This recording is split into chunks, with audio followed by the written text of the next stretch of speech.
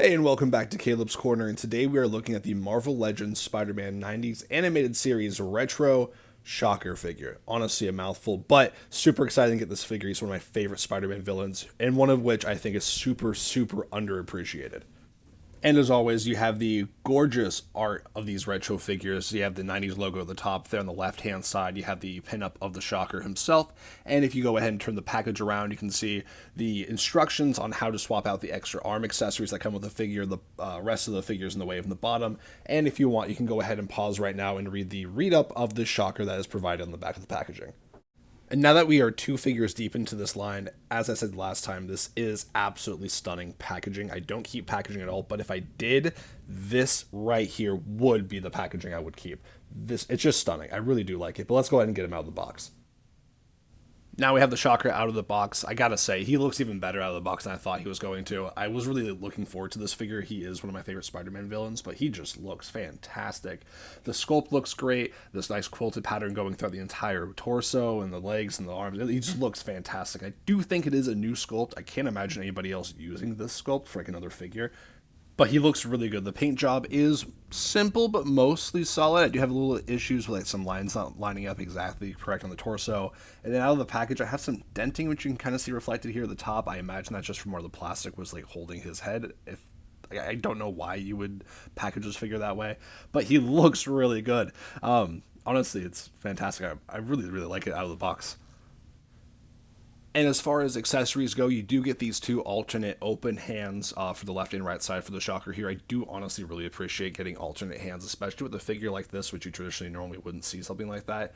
And you also get these two blast energy wave effects, which I was not initially super fond of when I saw them in the promotional footage and in the packaging. Everyone else who got the figure before I did, I saw a lot of the photos clip these effects at the bottom of the forearm, which makes no sense for how the gauntlets actually work. But once I had it out of the package, you can actually clip it pretty much anywhere. So that doesn't really bother me as much now, but pretty solid accessories. Now onto the articulation for the Shocker here. His head will look down about that far. It'll look up that far. You do get the side-to-side head spinning. You do not get any tilt whatsoever. Nothing on this figure. The shoulders will go past a horizontal, which is nice to see. You do get a bicep swivel and a shoulder spin. Both of those go all the way around. Double jointed elbow goes about that far, not super hindered by the gauntlet, which is nice to see. And I did accidentally pull. Let me get that back in there. There you go. Yeah, double jointed elbow. I pulled the forearm off just a tad there. Not really stopped by the gauntlet. The gauntlet does have a forearm swivel, which cuts all the way around. You get nothing on the wrist, which makes sense. I'm not sure how you would do a wrist articulation here, while keeping the sculpt of the gauntlets looking as fantastic as these gauntlets do look. Moving on to the ab crunch, it goes that far forward and goes quite a ways back. I was impressed how far back it goes. Onward to the lower body articulation, the legs will go up about that far, about 90-degree angle, not bad. You do get that upper thigh cut, which will go all the way around. Double jointed knee will go back that far, not really stopped at all by that boot cuff. And then under that cuff, you do have the hidden calf cut, which goes all the way around. Ankles will go that far forward and that far back, and they do have a beautiful ankle rocker, which if you wanted to, you can spin it all the way around. Not super necessary, but it is nice to be able to do that. At the bottom here, you will have peg holes. No peg holes on the back of the figure on the back itself, but it's honestly fantastic. This figure looks all right. Yeah, so it looks like I did actually scuff some paint where that shoulder meets that torso piece by putting it past a 90-degree angle. So now I'm thinking we're not supposed to be able to do that, but I'm not getting it stopped. Okay, yeah, no, it is getting stopped on the left hand side here. So well, that's unfortunate. Yeah, I definitely scuffed the paint putting it past a 90-degree angle. That kind of sucks, but all right, well, be warned, you can get a 90-degree angle. You can technically get past horizontal if you want to, but you might get some scuffed paint, but I guess that happens. I'm actually glad I kind of caught that on camera. And one more quick note, I did notice while filming this that the knees and elbows that Shocker has are actually different yellow than the rest of his body. They, I assume, are molded in this color, then painted this color. I can't 100% be sure. I'm not sure that's a quality control issue or if you'll have that on your figure. But I did want to point that out because I did just notice that. And then also for the paint real quick, I did notice one other issue other than the shoulder scraping. On the side, on the thighs here, I do get a little bit of peek through from the undercolor of yellow because the brown's painted on top. Other than that, he looks great. Overall paint job, though, is semi-basic. It's not semi, it is basic. It's pretty basic. All you get is the browns, the yellows, and then the silvers for the metal parts of the figure. You do get some black outlines around the eyes here, which I do have to say on my figure are lined up really well. But he's pretty simple. There's no shading anywhere. So he has about as much paint as Hobgoblin. However, because this sculpt is so much more detailed with the textures of the different materials and the quilt sculpting throughout, I don't mind it as much. You do get some nice shading just from natural light casting shadows through those sculpted quilt lines. So I don't think it bothers me as much as the Hobgoblin figure did because of that superior, more detailed sculpt. But I want to note that it is a basic paint job.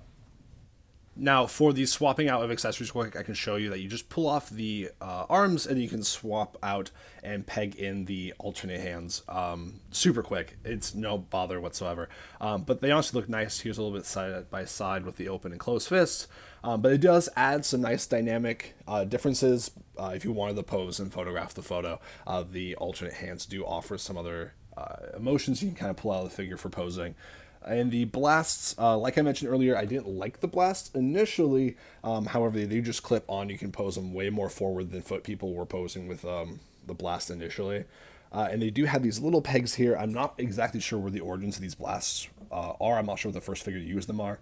But because the wrists on the gauntlet are a little chunkier, they do spread out a little bit more. They probably should have. They do not sit 100% properly, but they sit fine enough. But you do get some really nice pose options with these blast effects. You get some really nice dynamic action angles, which I really like. Scaling here is a Shocker next to our Retro Symbiote Spider-Man for this line, and I do really like how they line up and sit next to each other. I like the Shocker is just a little bit shorter and a lot broader than Spider-Man is. They look fantastic on a shelf right next to each other. It looks really nice. And one final note, I did notice last minute that there is a dent here at the bottom of this gauntlet, pushed up just a tad. And to our final thoughts for the Retro Shocker Marvel Legends figure, I do like it quite a bit. The things that do hold it back are going to be that plastic mismolding right at the top of the brim of that gauntlet that do prevent that arm from seating properly. So if I hit it hard enough, just the right angle, it will kind of pop off. You do get a little bit of paint scuffing at the sides on the browns, some bleed through, and then the shoulder chipping, which is unfortunate if you try to push it past a 90-degree angle. So if you do that with your own figure, just be warned. Don't say I didn't tell you. And then also you do get the inaccurate yellows on the elbows and knees that are a little bit off. I'm not sure exactly what happened there. But it's such a gorgeous figure overall, even with those issues. The sculpt is fantastic. I love it. I do like that they do not outline all the quilted outlines on the figure like they have in past versions. I think just sculpting it in and applying it with natural shadows does add a really nice look to the figure. Overall, I do really, really, really like this figure. So I'm going to have to give this figure an 8.5 out of 10. I do really like it. It's really fantastic. The only issues being the paint issues, the scuff issues, and the mismatched elbows and knees. The articulation is great. The sculpt is fantastic, and it's a great figure.